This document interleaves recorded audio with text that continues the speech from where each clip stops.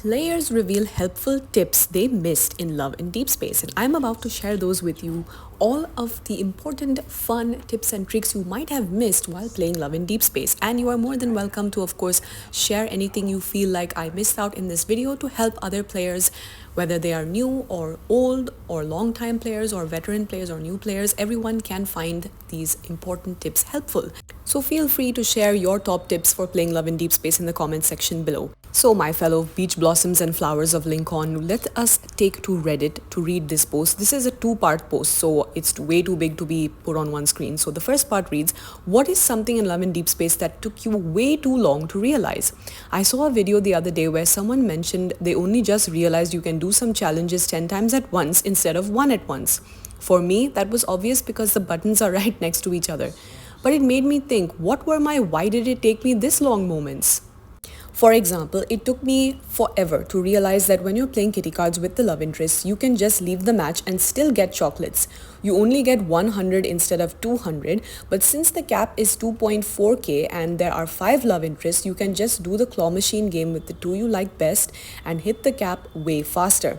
It's a huge time saver, especially for someone like me who's in college and doesn't have time to sit through long games every day. They go on to say, I remember realizing this after I'd spent forever grinding while on vacation in another country. We were sightseeing, visiting monuments, and I barely had time for my phone. So I'd be squeezing in these long card matches between activities, and even after the whole day, I still wasn't done. I literally spent my entire car ride home from the airport trying to get those chocolates playing kitty cards. I ended up staying up late that night just to get everything done. If only I had known earlier. Another thing I figured out too late, you can change the arrows when using magnets to get memories. Yes, you can in Radiant Galaxy and the other one which is called Silver Galaxy, I believe. Yes. Not that the numbers really seem to matter much, but still it's something. I recommend checking coordinates 4607 for the Radiant Galaxy, which has the gold magnets. That has never failed me. So that is my tip for you. And recently I found out that upgrading the battle pass actually gives you an extra 100 points every week. That's huge. I've bought the battle pass a few times in the past. They're referring to the secret promise or heartfelt vow for anybody that is confused. After I'd already cleared most of the content, brackets all the levels. So basically I missed out 2 or 3 times on 2 full months of points just because I didn't know better. Now I always try to buy it within the first week or 2. Oh, and those €1 packs I used to buy them if I was pulling on the current banner, but now I'm realizing they're actually the best value regardless.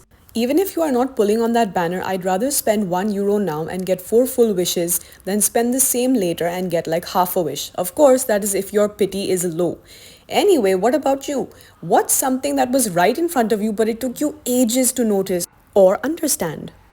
This player said, I recently learned that you could get an achievement for each love interest by working out with them 7 times on a weekend.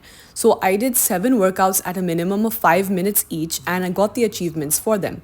You could literally just do all of them in one day as long as it's a weekend day. This is an excellent tip. I did not know this and I literally individually did this for each of the guys when I had completed these achievements months ago. So if in case you are a newer player, hopefully this tip can help you. The next tip reads, I saw a tutorial for the succulent bunny as attached to the picture below the other day that works really well. You just gotta align the claw machine on the claw horizontally. When you aim for it vertically, you want to bring the claw forward enough that the face of the bunny is just completely covered by the yellow light. It got me the bunny like 80% of the time.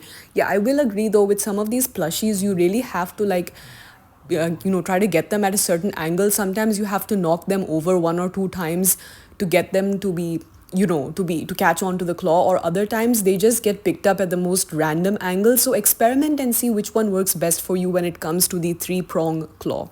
This one reads, when I first started the game, I used to fight every time manually, I'm assuming, to farm in the bounty hunt. I'm not even joking. I am not a smart woman. It's okay if you're experimenting and doing this for the first time and you actually are curious about how the manual battle mechanics work, that's okay. But if you are somebody who gets stressed out or gets irritated or is not really that interested in doing the combat manually, yes, an auto pursuit automatic mode gets unlocked once you reach a certain part of the main story.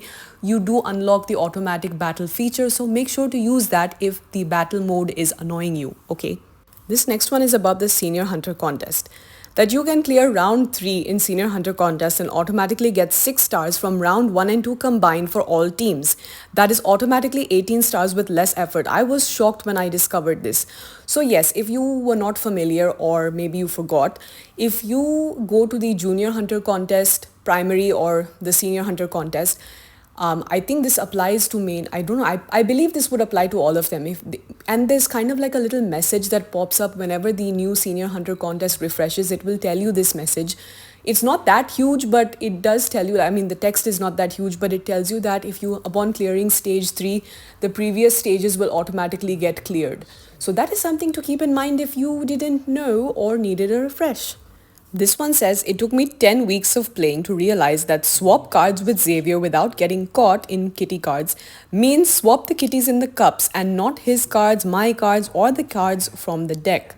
I just kept tapping and tapping on cards to try to get them to switch. Almost put in a bug report about it, or at least Googling it.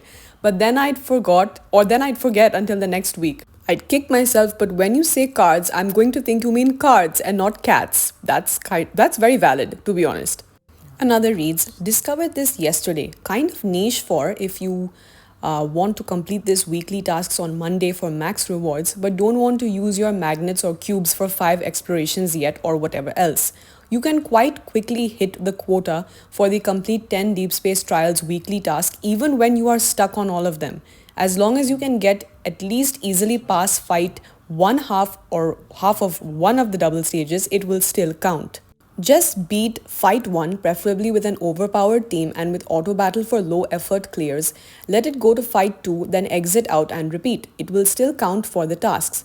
And as a bonus, I'll mention this. If you want to get the points for the daily task, challenge 1 Deep Space trial, but again, you're stuck. And this one also sometimes shows up as an event task like with Caleb during his myth event, for example. All you have to do is attempt it. You don't have to beat it. Just let it auto battle until the timer runs out or you die and boom, you can collect the task points. This one says, I think that kind of moment for me was when I found out the fact that other players can look at your with him rooms section if you have a feature enabled in the game settings. This also was a feature that took me a very long time to realize, honestly. I don't know why that never clicked for me in my brain, but I only realized it was a feature when I saw a post on Twitter. It's completely okay. These kinds of things happen to the best of us. If there were, some of these tips might have been secretive or hidden before, now you know, okay? This one says, I didn't realize you could get diamonds from the claw machine when you go to the with him section. I thought it was just a fun game where you get chocolates and the plushies for decoration. I don't play with that area much, so that's why I never noticed that this was a thing. So as you can see, as I have attached a picture below of my plushie collection or progress with Zane, at the bottom you will see where there is the gift box icon, how many diamonds you will collect or you will be able to collect for reaching X amount of plushie goals or milestones. So don't forget to claim your diamonds from here if in case you did not know. This one says, it took me 3 billion years to realize you can change the myth you're playing with even if those cards aren't equipped. So for example, if you unlock Master of Fate, but you have Dawnbreaker cards equipped for a battle, you can fight with Master of Fate anyways. Yeah, I also must confess, I did not know this until very late. I think I figured this out or saw other people or other players post about this probably just a few months ago, and I have been playing for over a year now. So there you go. I would also like to take this time to advise you, my fellow flowers of Linkon, that I have a Love and Deepspace guides playlist which I have attached in the description below, which you can check out if you need some help with saving diamonds and how to not be broke, especially now more than ever because of the back-to-back scheduling. I know it depends depending on who you main, whether you're a solo main, harem girly, harem main, doesn't really matter, but everyone will always can appreciate some important tips on how to save diamonds. I also have a Love and Deep discussion playlist if you want to hear me yap and discuss everybody else's viewpoints on different topics and aspects of the game. And 2 other playlists like my Love and Deepspace trailer reactions and some gameplay if you want to check that out. I've also linked that in the description box below.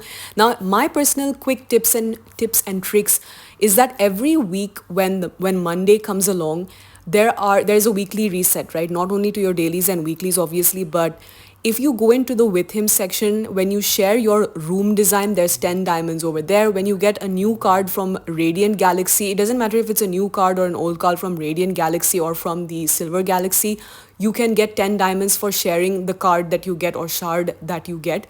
Similarly, when you click on, I believe it is either the workout or the sleep section in quality time with the guys, when you reach that page after you finish, it will give you 10 diamonds for sharing that page as well. So make sure that you're collecting all these 10 diamonds. It might not look like a lot individually, but trust me, collectively, you're going to be able to save like 30 to 50, maybe even 60 to 70 diamonds additionally every week.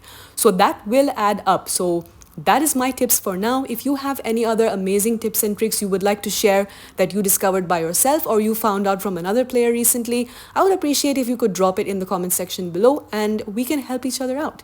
Until the next video, my darling flowers of Linkon, I will see you in the next video. Bye bye.